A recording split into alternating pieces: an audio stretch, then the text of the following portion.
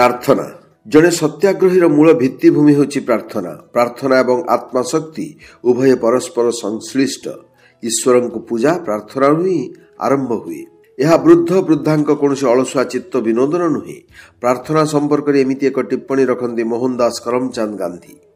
ଗାନ୍ଧୀ ଆଶ୍ରମମାନଙ୍କରେ ପ୍ରାର୍ଥନା ଏକ ନିୟମିତ କାର୍ଯ୍ୟକ୍ରମ ଥିଲା। ଦକ୍ଷିଣ ଆଫ୍ରିକାର ଫିନିକ୍ସ ଏବଂ ଟଲଷ୍ଟୟ ଫାର୍ମଠାରୁ ଆରମ୍ଭ କରି ଭାରତର ସାବରମତୀ ଏବଂ ସେବାଗ୍ରାମରେ ପ୍ରତିଦିନ ସକାଳ ଏବଂ ସନ୍ଧ୍ୟାରେ ପ୍ରାର୍ଥନା ହେଉଥିଲା। ଗାନ୍ଧୀ ପ୍ରାର୍ଥନା ସଭାରେ ସର୍ବଧର୍ମ ପ୍ରାର୍ଥନା ଗାନ କରାଯାଏ।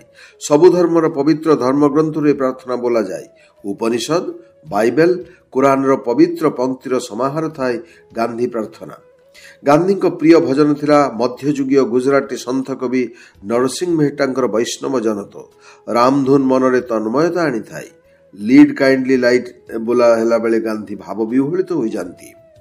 ଦକ୍ଷିଣ ଆଫ୍ରିକାର ନାତାଲରେ ଗୁଣ୍ଡାଙ୍କ ଆକ୍ରମଣ ଶିକାର ହୋଇ ଗାନ୍ଧୀ ବିଶପ ଡୋକଙ୍କ ନର୍ସିଂ ହୋମରେ ଚିକିତ୍ସା ହେଉଥିବା ବେଳେ ମିଷ୍ଟର ଡୋକଙ୍କ ଝିଅ ସିଷ୍ଟର ଡୋକ ଗାନ୍ଧୀଙ୍କ ଶଯ୍ୟା ପାଖରେ ବସି ଲିଡ୍ କାଇଣ୍ଡଲି ଲାଇଟ୍ ବୋଲୁଥିଲେ। ଗାନ୍ଧୀଙ୍କ ଦେହ ସାରା ଷ୍ଟିଚ୍ ପଡ଼ିଥିଲା।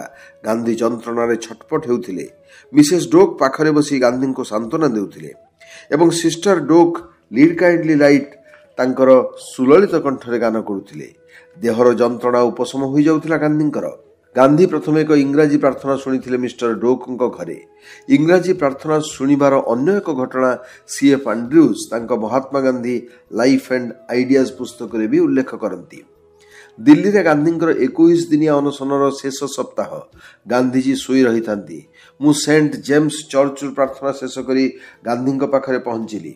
ଚର୍ଚ୍ଚର ପ୍ରାର୍ଥନାରେ ସଦ୍ୟ ବୋଲି ଆସିଥିବା I am not worthy cold and bare ଇଂରାଜୀ ପ୍ରାର୍ଥନାଟି ବୋଲିଲି ଏବଂ ଏହାର ବ୍ୟାଖ୍ୟା କରିବାକୁ ଲାଗିଲି। ଗାନ୍ଧୀ କହିଲେ, ଚାର୍ଲି, ବୁଝାଇବା ଦରକାର ନାହିଁ, ମୁଁ ଏହାକୁ ଜାଣିଛି। ଦକ୍ଷିଣ ଆଫ୍ରିକାରେ ଥିଲାବେଳେ ଜୋହାନେସବର୍ଗର ସଣ୍ଡେ ସର୍ଭିସେସରେ ଏହି ଭଜନ ମୁଁ ବହୁବାର ଶୁଣିଛି। ଏହି ଭଜନ ମୋତେ ବହୁତ ମଧୁର ଲାଗେ, ଯେମିତି ଅନ୍ୟ ଦୁଇଟି ଇଂରାଜୀ ଭଜନ ଲିଡ୍ କାଇଣ୍ଡଲି ଲାଇଟ୍ ଏବଂ when I survey the wondrous cross. ମନ ଯେତେବେଳେ ବିଷାଦଗ୍ରସ୍ତ ହୋଇଯାଏ, ସବୁଦିଗ ଅନ୍ଧାର ଦେଖାଯାଏ, ଈଶ୍ୱରଙ୍କ ପ୍ରାର୍ଥନା ମୋତେ ଆନନ୍ଦ ଦେଇଥାଏ। ଗାନ୍ଧୀ କହନ୍ତି, ଆତ୍ମା ପାଇଁ ଭଲ ଖାଦ୍ୟ ହେଉଛି ପ୍ରାର୍ଥନା। ମୋ ଧର୍ମରୁ ମୁଁ ଶିଖିଛି, ବ୍ୟକ୍ତି ଯେତେବେଳେ ଦୁଃଖରେ ପଡ଼ିଯାଏ, ମୁକୁଳିବାର ବାଟ ପାଏନା, ସେତେବେଳେ ପ୍ରାର୍ଥନା କରିବା ଦରକାର। ମୁଁ ପ୍ରାର୍ଥନାକୁ ବାଦ ଦେଇ ଅନ୍ୟ କିଛି କରିପାରେ ନାହିଁ। ମୃତ୍ୟୁ ପର୍ଯ୍ୟନ୍ତ ମୁଁ ଈଶ୍ୱରଙ୍କ ନାଁ ନେଉଥିବି। ଈଶ୍ୱରଙ୍କ ନାଁ ଧରି ପ୍ରାର୍ଥନା କରିବା ସାମାନ୍ୟ କଥା ନୁହେଁ। ରାମ ରହିମ ନାଁ ନେଇ ଶାନ୍ତି ପାଇଁ ଆବେଦନ କରିବା ସହଜ ବି ନୁହେଁ। ଗାନ୍ଧୀ ସ୍ପଷ୍ଟ କରିଦିଅନ୍ତି, ପ୍ରାର୍ଥନାର ଗଭୀର ଅର୍ଥ ରହିଛି। ଗଭୀର ଅନୁଭୂତି ହିଁ ଏହାକୁ ବୁଝାଇ ପାରିବ। ରାଜନୀତି ହେଉ ବା ଓକିଲାତି କିମ୍ବା କୌଣସି ଅନୁଷ୍ଠାନର ପରିଚାଳନା ଦାୟିତ୍ୱ ହେଉ, ଈଶ୍ୱର ମୋତେ ସବୁ ସମୟରେ ରକ୍ଷା କରନ୍ତି। କ୍ରୋଧ, ଘୃଣା, ଅନ୍ୟ ସବୁ କୁଚିନ୍ତା ପ୍ରବୃତ୍ତିରୁ ରକ୍ଷା ପାଇଁ ପ୍ରାର୍ଥନା ମୋତେ ବାଟ ଦେଖାଏ। ସମୂହ ପ୍ରାର୍ଥନା ସଭାରେ ଯୋଗ ଦେବାର ପ୍ରଥମ ଅନୁଭୂତି ଗାନ୍ଧୀଙ୍କର ଦକ୍ଷିଣ ଆଫ୍ରିକାରେ ଆସିଥିଲା। ଗାନ୍ଧୀ ସେଠି ପ୍ରିଟୋରିଆରେ ଖ୍ରୀଷ୍ଟିଆନ ଜେନେରାଲ ମିଶନରେ ଯୋଗ ଦେଉଥିଲେ। ଜେନେରାଲ ମିଶନ ଥିଲା ପ୍ରିଟୋରିଆର ବରିଷ୍ଠ ଓକିଲ A.W. ବେକରଙ୍କର। ବେକରଙ୍କର ଚର୍ଚ୍ଚଟିଏ ବି ଥିଲା। ଦାଦା ଅବଦୁଲ୍ଲାଙ୍କ ଯେଉଁ କେସ୍ ନେଇ ଗାନ୍ଧୀ ଦକ୍ଷିଣ ଆଫ୍ରିକା ଯାଇଥିଲେ, ସେହି କେସ୍ ପରିଚାଳନା ମିଷ୍ଟର ବେକର କରୁଥିଲେ।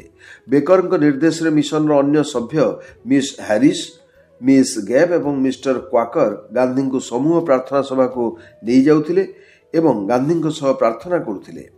ଯେଉଁ ଶାନ୍ତି ତୁମେ ଆମକୁ ଦେଉଛ ପ୍ରଭୁ, ସେହି ଶାନ୍ତି ତୁମେ ଗାନ୍ଧୀଙ୍କୁ ବି ଦିଅ।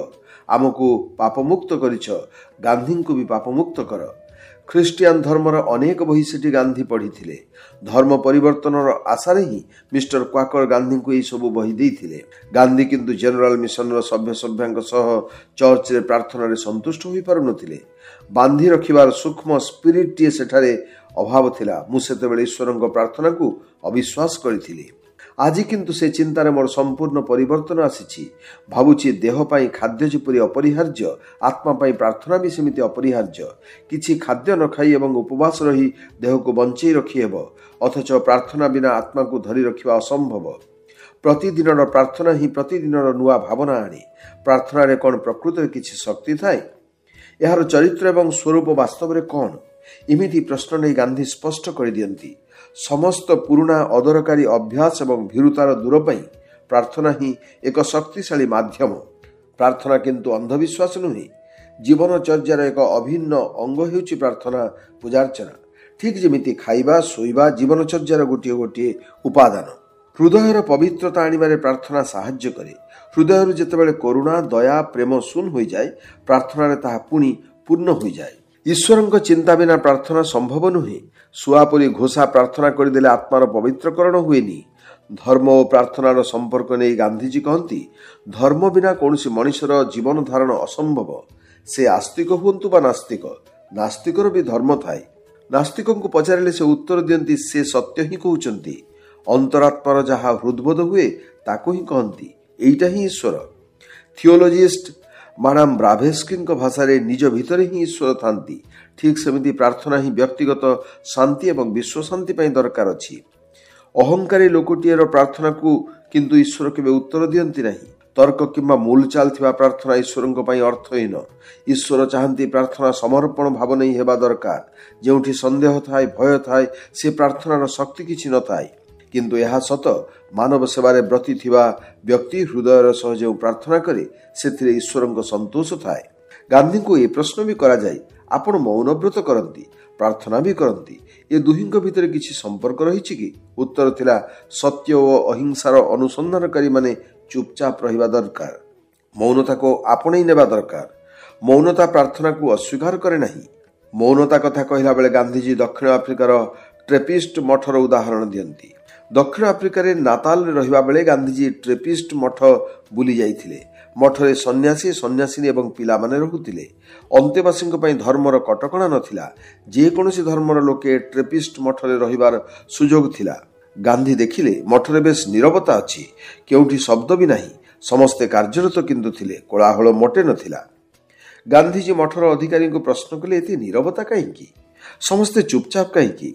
କିଛି ନା କିଛି କରିବା ସତ୍ତ୍ୱେ ସମସ୍ତେ ଏପରି ନୀରବ ରହିପାରୁଛନ୍ତି କିପରି?